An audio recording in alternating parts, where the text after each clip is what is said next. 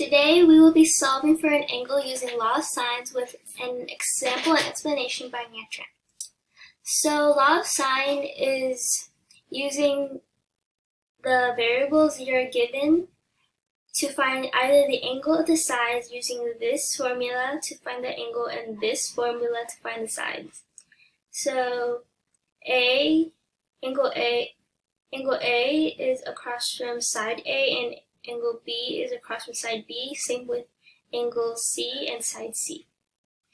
And to find the angles or sides, you simply plug in what you're given, and using that you will either multiply or divide accordingly to find the side or angle that you're missing.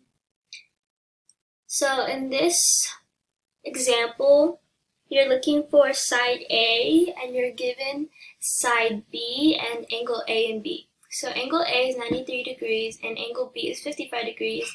And although C isn't given or you're not looking for it, angle C is 42 degrees, and we know this because 93 and 55 added together is 148, and 180 degrees minus 148 is 42 degrees.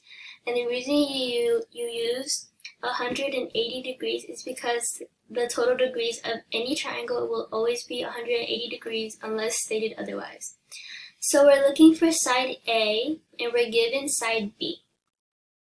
So because we're looking for side, we're going to use this formula: A over sine A equals B over sine B equals C over sine C. And then you plug in what you're given.